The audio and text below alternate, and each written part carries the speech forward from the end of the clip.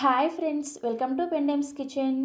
ఈరోజు వీడియోలో అనుకోకుండా ఇంటికి చుట్టాలు వచ్చినప్పుడు అప్పటికప్పుడు చాలా ఈజీగా ఫస్ట్ టైం ప్రిపేర్ చేసే వాళ్ళైనా సరే పక్కా కొలతలతోటి ప్లెయిన్ బిర్యానీని అలాగే ఆలూ కుర్మాని మంచి రుచిగా ఎలా ప్రిపేర్ చేసుకోవచ్చో ఈ వీడియోలో చూపించబోతున్నాను. మీకు ఆల్రెడీ బిర్యానీ చేయడం వచ్చినా సరే ఇక్కడ నేను చూపించబోయే విధంగా ఒక్కసారి ట్రై చేసి చూడండి. ఈ రెండింటి కాంబినేషన్ నిజంగా చాలా రుచిగా ఉంటుంది. సో ఇక ఏమాత్రం ఆలస్యం చేయకుండా ఈ ప్లెయిన్ బిర్యానీని అలాగే టేస్టీగా ఉండే ఆలూ కుర్మాని ఎలా ప్రిపేర్ చేసుకోవచ్చో ఈ వీడియోలోకి వెళ్ళి చూసేయండి. ఫస్ట్ మనం బిర్యానీ ప్రిపేర్ చేసుకోవడం కోసం బియ్యాన్ని నానబెట్టుకోవాలి. దానికోసం ఇలా ఒక గిన్నెని తీసుకొని అందులోకి 2 గ్లాసుల బాస్మతి బియ్యాన్ని వేసుకోండి. ఇవి వచ్చేసి 1/2 కేజీ ఉంటాయి అన్నమాట. వీటిని ఒకసారి శుభ్రంగా కడిగేసి ఇందులోకి నీళ్ళని పోసుకొని ఈ బియ్యాన్ని కనీసం ఒక 30 నిమిషాల పాటు నానబెట్టుకోండి. ఇలా నానబెట్టుకుంటే మనకి రైస్ అనేది ఉడికిన తర్వాత చక్కగా బాగా పొడవుగా వస్తుంది అనమాట. సో ఈ బియ్యం అనేది నానేలోపు మనం చక్కగా ఆలూ కుర్మాని ప్రిపేర్ చేసేసుకోవచ్చు. ఈ ఆలూ కుర్మాని ప్రిపేర్ చేసుకోవడం కోసం స్టవ్ ఆన్ చేసి ఇలా ఒక కడాయిని పెట్టుకొని కడాయి వేడైన తర్వాత ఇందులోకి ఒక 1/2 కప్పు వరకు నూనెను వేసుకొని వేడి చేసుకోండి. నూనె వేడైన తర్వాత 2 మీడియం సైజ్ ఉల్లిపాయల్ని ఇలా కొంచెం చిన్న ముక్కలుగా కట్ చేసుకొని వేసుకోండి. ఇందులోనే 1/2 టీ స్పూన్ దాకా పసుపు, రుచికి సరిపడా ఉప్పు కూడా వేసుకొని ఈ ఉల్లిపాయ ముక్కల్ని మీడియం ఫ్లేమ్లో బాగా మెత్తబడేంత వరకు వేయించుకోండి. చూడండి, ఉల్లిపాయ ముక్కలు ఇలా మెత్తబడిన తర్వాత ఇందులోకి ఒక 1/2 టీ స్పూన్ దాకా అల్లం వెల్లుల్లి పేస్ట్ కూడా వేసి ఈ అల్లం వెల్లుల్లి పేస్ట్ పచ్చివాసన పోయేంత వరకు వేయించుకోండి. అల్లం వెల్లుల్లి పేస్ట్ అనేది చక్కగా వేగిన తర్వాత ఇందులోకి 1 టీ స్పూన్ దాకా ధనియాల పొడి, 1/2 టీ స్పూన్ దాకా జీలకర్ర పొడి, మీరు తినే కారానికి తగ్గట్టుగా 1 నుంచి 1.5 టీ స్పూన్ల వరకు కారాన్ని కూడా వేసుకోండి. ఇవన్నీ వేసుకొని ఒకసారి కలిపేసి లో ఫ్లేమ్లో వీటిని 1 నిమిషం పాటు వేయించుకోండి. ఇలా ధనియాల పొడి, జీలకర్ర, కారం వేసిన తర్వాత ఖచ్చితంగా మంటను లో ఫ్లేమ్లో పెట్టుకొని జస్ట్ 1 నిమిషం పాటు వేయించుకున్న తర్వాత ఇందులోకి ఒక 1/2 కప్పు వరకు కమ్మటి పెరుగును వేసుకొని మంటని లో ఫ్లేమ్లోనే ఉంచుకొని కలుపుతూ మరొక నిమిషం పాటు ఉడికించుకోండి. మీరు మంటని హైలో కానీ మీడియంలో కానీ పెట్టారంటే ఈ పెరుగు అనేది విరిగిపోయినట్లుగా అయిపోయి గడ్డలు కట్టేస్తుంది అనమాట. అందుకని లో ఫ్లేమ్లోనే పెట్టుకొని కంటిన్యూగా కలుపుకుంటూ ఈ పెరుగంతా కూడా చక్కగా కలిసేటట్లుగా 1 నిమిషం పాటు కలుపుకుంటూ ఈ పెరుగును కూడా కొంచెం ఉడికించుకోవాలి. అండ్ అలానే ఈ కర్రీ కోసం ఖచ్చితంగా కమ్మగా ఉండే ఫ్రెష్ పెరుగునే వేసుకోవాలి. పెరుగు అనేది కొంచెం పులిసినా సరే ఈ కర్రీ టేస్ట్ అంతా కూడా చేంజ్ అయిపోతుంది. అందుకోసం కమ్మగా ఉండే ఫ్రెష్ పెరుగునే వేసుకొని ఈ కర్రీని ప్రిపేర్ చేసుకోండి. సో 1 నిమిషం పాటు పెరుగుని చిన్న మంట మీద ఉడికించిన తర్వాత ఇందులోకి 4 మీడియం సైజులో ఉండే బంగాళాదుంపల్ని ఉడికించి పైన తొక్కు తీసేసి ఇలా కొంచెం మీడియం సైజులో ముక్కలుగా కట్ చేసుకొని వేసుకోండి. నెక్స్ట్ ఇందులోనే ఒక 3 నుంచి 4 వరకు పచ్చిమిర్చిని ఇలా కట్ చేసుకొని వేసుకోండి. ఇలా పచ్చిమిర్చిని వేసుకొని ఒకసారి బాగా కలిపేసి మీకు ఎంతైతే గ్రేవీ కావాలో ఆ గ్రేవీకి తగ్గట్టుగా 1 గ్లాసు వరకు నీళ్ళని వేసుకొని ఒకసారి మళ్ళీ కలిపేసి మూత పెట్టేసి మీడియం ఫ్లేమ్లో ఒక 10 నుంచి 15 నిమిషాల పాటు ఈ కర్రీని ఉడికించుకోండి. మనం ఆల్రెడీ బంగాళాదుంప ముక్కల్ని ఉడికించుకునే వేసుకున్నాం కాబట్టి పెద్దగా టైం ఏం పట్టదు. నేనైతే ఇక్కడ ఒక 12 నిమిషాల పాటు ఉడికించిన తర్వాత మూత తీసి చూపిస్తున్నాను. చూసారా, మనకి నూనె అనేది ఇలా సపరేట్ అవుతూ కుర్మా అనేది చక్కగా ఉడికిపోయి ఉంటుంది అనమాట. మనకి ఏ కూర అయినా సరే ఇలా నూనె పైకి తేలుతుంది అంటే మనకి అంతా కూడా చక్కగా ఉడికిపోయినట్లే అర్థము. పెద్దగా టైం ఏం పట్టదు. మీకు కర్రీ అనేది చూడడానికి చాలా ఈజీగా ఉంది కదా, టేస్ట్ అయితే నిజంగా నెక్స్ట్ లెవెల్లో ఉంటుంది. ఇలా ఒక 10 నిమిషాల పాటు ఉడికించుకొని నూనె పైకి తేలిన తర్వాత ఇప్పుడు ఇందులోకి డ్రై రోస్ట్ చేసిన కసూరి మేతిని 1 టీ స్పూన్ వరకు తీసుకొని దాన్ని ఇలా చేత్తో కొద్దిగా క్రష్ చేసినట్లుగా వేసుకోండి. మీరు కసూరి మేతిని మామూలుగా ఎంటీ ప్యాన్లోనే వేయించేసుకొని ఇలా చేత్తో నొక్కారంటే చక్కగా క్రష్ అయిపోతుంది అనమాట. కసూరి మేతి అంటే ఎండు మెంతాకు ఉంటుంది కదా, దాన్ని కసూరి మేతి అంటారు. మనకి సూపర్ మార్కెట్లో డబ్బాల్లో ప్యాకెట్స్లో ఈ కసూరి మేతి అనేది ఈజీగా అవైలబుల్గా ఉంటుంది అనమాట. నెక్స్ట్ ఇందులోకి ఒక 1/2 టీ స్పూన్ దాకా గరం మసాలా వేసి ఒకసారి కలిపేసి జస్ట్ 1 నిమిషం పాటు ఉడికించుకోండి. 1 నిమిషం పాటు ఉడికించుకున్న తర్వాత ఇందులోకి సన్నగా తరిగిన కొత్తిమీర కూడా కొద్దిగా వేసేసి ఒకసారి కలిపేసి స్టవ్ ఆఫ్ చేసుకున్నారంటే ఎంతో రుచిగా ఉండే ఆలూ కుర్మా రెడీ అయిపోయింది. ఈ ఆలూ కుర్మా అనేది అన్నం, చపాతీ, బిర్యానీ, రవ్వ దోశ, అలాగే సెట్ దోశకు కూడా చాలా బాగా సెట్ అయిపోతుంది. మనం ప్రిపేర్ చేసుకునే ఈ ప్లెయిన్ బిర్యానీకి అయితే ఇంకా చాలా టేస్టీగా ఉంటుంది. ఆల్రెడీ మన ఛానల్లో రవ్వ దోశ, సెట్ దోశ, అలాగే చపాతీ ఈ వీడియోలన్నీ కూడా చేసున్నాయి. మీలో ఎవరికైనా కావాలంటే ఆ వీడియో లింక్స్ అన్నీ కూడా ఈ వీడియో కింద డిస్క్రిప్షన్లో ఇస్తాను, ఒకసారి చెక్ చేయండి. సో మనకి బియ్యం నానేలోపు చక్కగా మనకి ఆలూ కుర్మా అనేది రెడీ అయిపోతుంది. ఇప్పుడు ఒక 30 నిమిషాల తర్వాత మనకి బియ్యం చక్కగా నానిపోయి ఉంటాయి. స్టవ్ ఆన్ చేసి మీరు ఏ గిన్నెలో అయితే బిర్యానీ చేసుకోవాలి అనుకుంటున్నారో లోతుగా ఉండే ఒక గిన్నెను పెట్టుకొని అందులోకి ఒక 4 టేబుల్ స్పూన్ల వరకు నూనె, అలాగే 1 టేబుల్ స్పూన్ వరకు నెయ్యి వేసుకొని వేడి చేసుకోండి.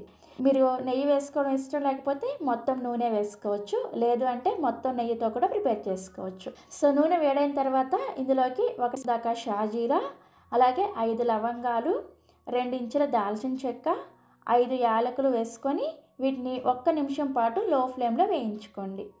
1 నిమిషం వేగిన తర్వాత ఇందులోకి 2 అనాస పువ్వులు, అలాగే 2 బిర్యానీ ఆకులు, 1 జాపత్రి వేసుకొని ఒకసారి కలుపుకోండి. ఇలా ఒకసారి కలుపుకున్న తర్వాత ఇప్పుడు ఇందులోకి 2 మీడియం సైజ్ ఉల్లిపాయల్ని ఇలా పొడవుగా స్లైసెస్ లాగా కట్ చేసుకొని వేసుకోండి.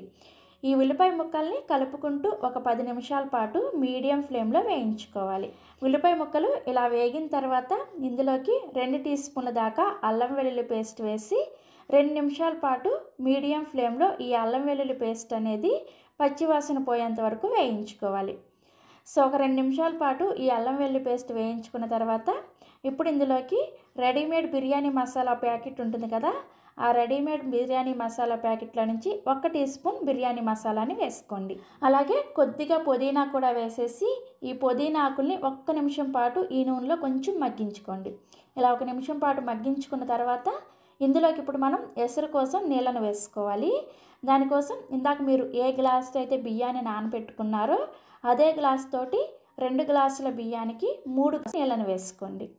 అండ్ అలానే ఒక 3/4 గ్లాసు వరకు కాచి చల్లార్చిన పాలను వేసుకోండి. ఇలా పాలని ఎసరులో వేసి బిర్యానీ ప్రిపేర్ చేశారంటే దీని రుచి మాత్రం నిజంగా నెక్స్ట్ లెవెల్లో ఉంటుంది. తప్పకుండా ట్రై చేయండి. మీరు ఎప్పుడైనా ట్రై చేయలేదు అంటే ఇలా ఒకసారి ట్రై చేస్తే మళ్ళీ మళ్ళీ ఖచ్చితంగా ఇదే విధంగా ప్రిపేర్ చేస్తారు, అంత టేస్టీగా ఉంటుంది. సో ఇలా 3/4 గ్లాసు పాలను కూడా వేసుకొని ఇందులోనే రుచికి సరిపడా ఉప్పును కూడా వేసుకోండి. నేను ఇక్కడ ఒక 2 టీ స్పూన్ల వరకు ఉప్పును వేసుకున్నాను. ఉప్పును వేసుకొని ఒకసారి కలిపేసి ఇందులోకి 3 పచ్చిమిర్చిని ఇలా మధ్యలో కొంచెం ఘాట్లు పెట్టుకొని వేసుకోండి. పచ్చిమిర్చిని కూడా వేసుకున్న తర్వాత మళ్ళీ ఒకసారి కలిపేసి ఈ ఎసర్ని మీడియం ఫ్లేమ్లో బాగా మరిగించుకోండి. సో మనకి ఎసరు చూసారా ఇలా చక్కగా మరిగేటప్పుడు మంటని లో ఫ్లేమ్లోకి పెట్టుకొని మనం ముందుగా ఒక 30 నిమిషాల పాటు బియ్యాన్ని నానబెట్టుకున్నాం కదా, ఆ బియ్యంలో ఉన్న ఎక్స్ట్రా నీళ్ళన్నీ కూడా వంచేసి నానబెట్టుకున్న బియ్యాన్ని మాత్రమే ఈ ఎసరులోకి నెమ్మదిగా వేసుకోండి. ఇలా బియ్యాన్ని అంతా కూడా వేసుకున్న తర్వాత ఇప్పుడు ఒకసారి నెమ్మదిగా కలుపుకొని మంటని హై ఫ్లేమ్లో పెట్టేసి ఒక 3 నిమిషాల పాటు ఉడికించుకోండి. 3 నిమిషాల తర్వాత ఎసరంతా కూడా అంటే నీళ్ళంతా కూడా ఇలా కొంచెం దగ్గర పడి రైస్ కొద్దిగా ఉడుకుంటుంది అనమాట. ఇప్పుడు ఒకసారి నెమ్మదిగా కలుపుకోండి. మీరు ఎలా పడితే అలా కలిపేశారంటే ఈ బాస్మతి రైస్ అనేది విరిగిపోతుంది అనమాట. అందుకోసం నెమ్మదిగా ఒకసారి ఇలా కలుపుకొని మంటని ఇప్పుడు లో ఫ్లేమ్లోకి పెట్టుకోండి. ఫస్ట్ మనం 3 నిమిషాల పాటు హై ఫ్లేమ్లో పెట్టుకున్నాం కదా, ఇప్పుడు మంటని లో ఫ్లేమ్లోకి పెట్టుకొని మరొక 5 నిమిషాల పాటు మూత పెట్టేసి ఈ రైస్ని ఉడికించుకోవాలి. 5 నిమిషాల తర్వాత మూత తీసి నెమ్మదిగా ఈ అడుగున ఉన్న రైస్ని ఇక్కడ నేను వీడియోలో చూపిస్తున్నాను చూసారా, ఇలా నెమ్మదిగా పైకి వచ్చేటట్లుగా ఈ రైస్ని సర్దుకోండి. ఇలా అడుగున ఉన్న రైస్ని పైకి, అలాగే మనకి పైన ఉన్న రైస్ అనేది అడుగుకు వెళ్ళిపోవాలన్నమాట. ఇలా ప్రిపేర్ చేసుకుంటే మనకి రైస్ అంతా కూడా చక్కగా ఉడుకుతుంది అనమాట. సో ఇలా అడుగున రైస్ని పైకి వేసుకున్న తర్వాత నేను ఇక్కడ ఒక 10 నిమిషాల ముందు వేడి వేడి పాలలో కొద్దిగా కుంకుమ పువ్వును వేసుకొని నానబెట్టుకున్నాను. ఆ కుంకుమ పువ్వు పాలను ఇందులోకి వేసుకుంటున్నాను. ఒక 4 టేబుల్ స్పూన్ల పాలలో వేసుకుంటే సరిపోతుంది. మీ దగ్గర ఒకవేళ కుంకుమ పువ్వు లేకపోతే ఈ స్టెప్ స్కిప్ చేసినా కానీ నో ప్రాబ్లం. కాకపోతే కొంచెం కలర్ఫుల్గా ఉండడం కోసం నేను ఇలా కుంకుమ పువ్వు పాలను వేసుకుంటున్నాను అనమాట. సో ఇలా కుంకుమ పువ్వు పాలను కూడా వేసుకున్న తర్వాత ఇప్పుడు దీని మీద 1 టీ స్పూన్ దాకా నెయ్యిని, అలాగే కొద్దిగా పుదీనా ఆకులు, ఒక 10 నుంచి 15 వరకు వేయించిన జీడిపప్పులను వేసుకోండి. ఈ జీడిపప్పు వేసుకోవడం కూడా పూర్తిగా ఆప్షనలే. తర్వాత మీ దగ్గర ఉంటే కొద్దిగా ఫ్రైడ్ ఆనియన్స్ని వేసుకోండి. లేకపోతే ఇవి కూడా స్కిప్ చేసేయచ్చు, టేస్ట్లో ఎలాంటి చేంజ్ ఉండదన్నమాట. సో ఫ్రైడ్ ఆనియన్స్ వేసుకున్న తర్వాత మూత పెట్టేసి మరలా దీన్ని ఒక 5 నిమిషాల పాటు లో ఫ్లేమ్లోనే ఉడికించుకోవాలి. ఫస్ట్ 3 నిమిషాల పాటు హై ఫ్లేమ్లో ఉడికించుకున్నాము. తర్వాత ఒక 5 నిమిషాల పాటు లో ఫ్లేమ్లో ఉడికించుకొని అడుగున ఉన్న రైస్ని పైకి, అలాగే పైన ఉన్న రైస్ని అడుగుకి వెళ్ళేటట్టుగా నెమ్మదిగా ఒకసారి కలుపుకున్నాము. కలుపుకున్న తర్వాత ఇవన్నీ కూడా వేసుకొని మళ్ళీ మూత పెట్టేసి మరొక 5 నిమిషాల పాటు లో ఫ్లేమ్లో ఉడికించుకుంటున్నాం. టోటల్గా మనకి 13 నిమిషాల్లో ఈ బిర్యానీ అనేది రెడీ అయిపోతుంది. సో ఒక 5 నిమిషాల పాటు ఇలా లో ఫ్లేమ్లో ఉడికించుకున్న తర్వాత స్టవ్ ఆఫ్ చేసేసి ఒక 10 నిమిషాల పాటు మూత తీయకుండా అలానే వదిలేసేయండి. 10 నిమిషాలు అయిన తర్వాత మూత తీసేసి మీకు చూపిస్తున్నాను, చూసారా? వావ్, గుమగుమలాడిపోతూ చూడగానే తినాలనిపిస్తుంది, అంత టేస్టీగా ఉంది. ఇలా ప్లెయిన్ బిర్యానీని ప్రిపేర్ చేసుకొని మనం చాలా ఈజీగా ప్రిపేర్ చేసుకున్న ఆలూ కుర్మాతో సర్వ్ చేసుకోండి. నిజంగా చాలా చాలా చాలా టేస్టీగా ఉంటుంది. ఇక్కడ మీకు చూపిస్తున్నా, చూసారా? మనకి ఎక్కడ కూడా ఒక్క మెతుకు కూడా అతుక్కోకుండా చక్కగా పొడి పొడిలాడుతూ చాలా బాగా వచ్చింది కదా ఈ ప్లెయిన్ బిర్యానీ. మీరు ఎప్పుడైనా ఇలా పాలను వేసుకొని బిర్యానీని ట్రై చేశారా? ట్రై చేస్తే కామెంట్స్ రూపంలో ట్రై చేశాము అని, అలాగే ట్రై చేయకపోతే తప్పకుండా ట్రై చేస్తాము అని నాకు కామెంట్స్ రూపంలో ఫీడ్బ్యాక్ని షేర్ చేసుకోండి. సో ఇలా చక్కగా ప్లెయిన్ బిర్యానీని ప్రిపేర్ చేసేసి మనం ప్రిపేర్ చేసిన ఆలూ కుర్మాని, అలాగే ఆనియన్ రైస్ అండి, ఇంటికి వచ్చిన చుట్టాలందరూ కూడా కడుపు నిండా తృప్తిగా తినేస్తారు. నిజంగా చాలా చాలా కమ్మగా ఉంటుంది. ఇన్నిసార్లు చెప్తున్నాను అనుకోవద్దు, మీరు ట్రై చేయండి, ట్రై చేస్తే మీకే తెలుస్తుంది కదా. సో తప్పకుండా ట్రై చేస్తారు కదా. ట్రై చేసిన తర్వాత ఖచ్చితంగా మీ ఫీడ్బ్యాక్ని నాతో షేర్ చేసుకోవడం మర్చిపోరు కదా.